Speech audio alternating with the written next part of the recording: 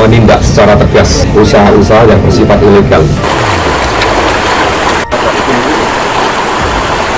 Di depan saya sudah ada salah satu mantan pekerja tambang di Solok Selatan, pemirsa. Saya panggil dengan nama Raffi, ini adalah nama samaran demi kenyamanan dan juga keamanan narasumber saya. Mas Raffi, terima kasih waktunya untuk kami. Mungkin boleh diceritakan terlebih dahulu ya.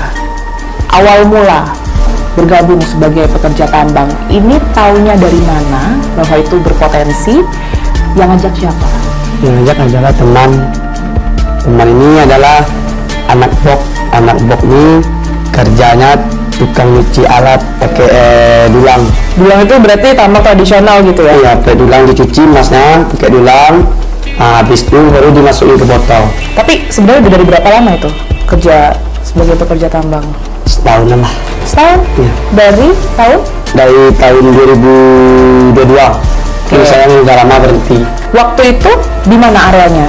Di Abai. Terus sempat dengar informasi juga tadi di dekat Sungai Pamong Kecil. Ya, Pamong Kecil juga sempat. Iya, sempat. Oke, berapa lama di Pamong Kecil? Itu pergi sama orang aja sebulan. Sebulan. Iya, sebulan. Oke, tapi sama nggak sih? Mungkin area 1, area 2 dan yang lainnya tuh prosesnya, tahapan kerjanya sama? Beda. Ini saya mendulang itu maksudnya ada pakai kayu.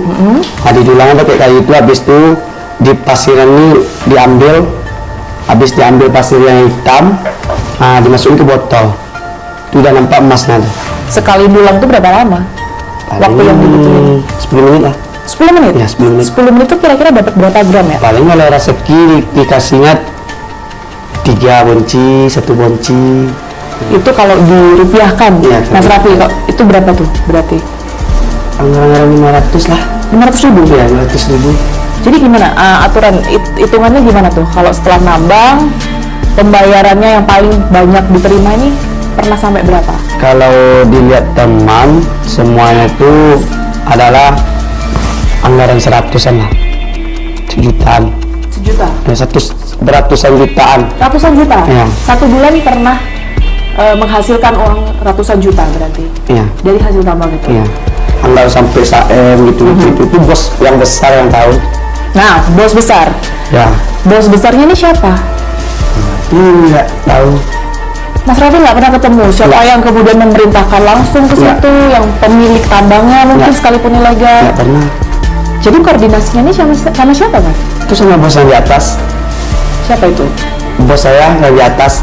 Bos yang di atas itu dari mana? Dari bos yang punya alat nih. Koordinasi yang setahu Mas Raffi, koordinasi yang dilakukan oleh para pekerja tambang, mereka yang dulang ini dengan bos yang tadi Mas Raffi sebutkan, itu gimana koordinasinya? Perintahnya biasanya gimana? Kalau mendulang ini Kak, dikasih ini pasir sama alat itu, dikasih pasir sama alat, itu didulang, kita dulang, kita nggak ada kerja sama orang, tergantung sama kita aja kerja atau enggak ya. Kalau mau bawa alat, kalau mau bawa bok, kalau mau tembak bukit. Itu alat-alat sudah disediakan ya? Udah sih. Jadi kira-kira perlu modal berapa sih warga sini kalau misalnya mau nambang, mau dulang gitu? Modalnya 500 jutaan lah Kak. Kalau modal pertama nih yang dawatnya. Tapi itu bos besar ya, bukan warga? Bukan, itu bos besar. Oke. Alat-alatnya yang biasa dipakai atau mungkin tekniknya kali ya? Paling sering dipakai robin, alat mesin, robin, dompeng, selang, bok, eskavator. Itu sering dipakai sama orang tambang. Kalau robin ini tembak bukit pakai air, ditaruh pasirnya di karpetnya di bawah. Nanti kan emasnya ke bawah larinya. Bok tuh sama alat Hitachi ada yang kayak danau tadi, diambilnya pasirnya kayak danau, di staplet namanya, di staplet masukin ke lubang, habis itu masukin ke lubang, taruh ke box. Di box itu adalah karpet sama air, batu-batu besar yang masuk box air. Yang paling mudah dan yang mungkin yang paling sering dipakai sama Mas Raffi ini yang teknik yang mana? Pakai alat apa? Dulang ya. Itu juga paling banyak dipakai sama warga sini berarti. Paling banyak lah Solok Selatan. Ada informasi kalau Solok Selatan ini kan banyak sekali masnya. sampai disebut bumi emas kalau nggak salah Mas. Sebulan itu informasinya 30 kilogram emas. Ini benar Mas Raffi? Kalau yang kayak sekarang ini daerah bawah yang banyak. Memang daerah Solok Selatan, di daerah Abai. Abai ya? Abai yang sekarang. Kalau sebelumnya? Sebelumnya nggak ada. Orang buat beli minyak aja yang ada. Buat putaran lah. Ya, tapi betul sampai sebulan 30 kilogram emas itu. 30 itu jarang pula orang yang ngasih kapal. Tapi kalau orang udah nampak cair, teman mas ini, ikut semua. Dari warganya Dari sendiri? warga sekitar, ada razzianya macam. Oh, razia. Sering razia dalam 1 tahun? Sering lah. Ini aja ada razzia. Jadi artinya menurut Mas Raffi ini ada warga yang setuju juga, tapi ada yang nggak mendukung. setuju. Nggak setuju kenapa? Karena kan mungkin setahu saya dengar dari beberapa komunikasi sama warga juga, mereka terbantu justru ya dengan adanya tambang ini, banyak yang kerja di situ ya. Iya, emang banyak yang kerja situ kan. Ini cara mendulang. Orang mencari makan sehari-hari. Sama apa dia makan? Karena sama dulang itu. Dulang itu mata pencariannya. Mas, tadi sempat disebutkan ya cara-caranya bermacam-macam. 1 bulan pun dapatnya lumayan ya, ratusan juta. Ini sebenarnya dijualnya kemana pada saat itu? Ke toko emas. Langsung, artinya Langsung. Mas Raffi ini ada perantara kah atau Mas Raffi yang ngelakuin langsung penjualan itu? Langsung. Kalau saya sama pakai dulang itu, langsung saya jual ke toko emas. Mas, tadi kan saya sempat ke Pamong kecil ya, Pamong kecil itu tadi. Kalau di situ sendiri banyak Mas, seberapa banyak Masnya? Murah udah berkilo-kilo naiknya kita. Di situ. Ya.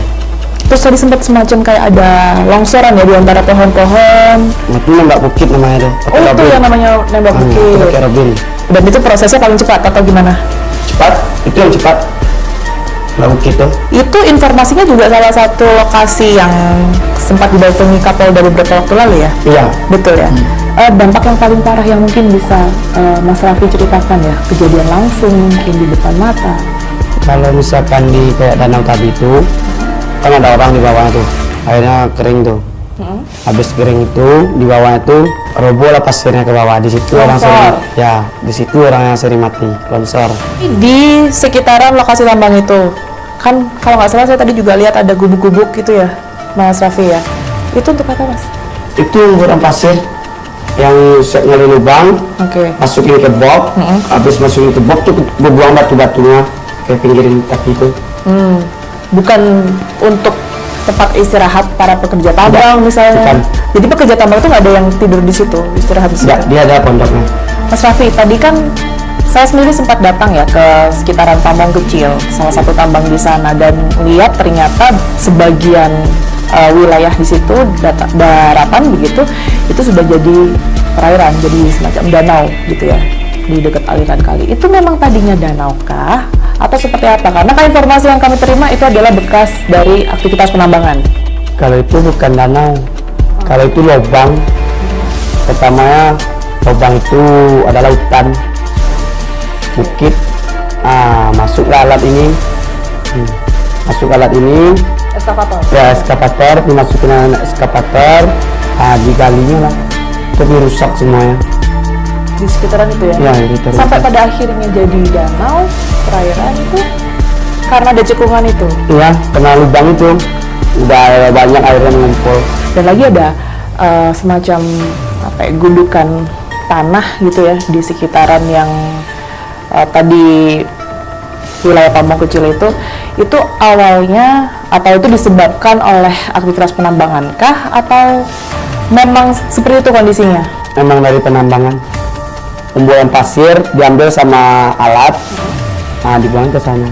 Jadi itu salah satu yang merusak dan juga dampak di situ juga nggak sih? Iya, harus merusak di banyak. Yang bekerja di area tambang ilegal ini kan nggak hanya dari mereka yang mendulang aja ya, bukan hanya warga sekitar saja. Ada yang mungkin memerintahkan, yang berinvestasi ke alat mungkin. Nah ini ada dana koordinasi yang mungkin Mas Raffi tahu nggak sih? Kalau anak dulang nggak ada dana koordinasi. Nggak ada. Kalau alat dia ada. Kalau alat itu besar-besar kombinasinya. Sampai 500 jutaan lah, kalau alat. Oke. Kemana itu mas?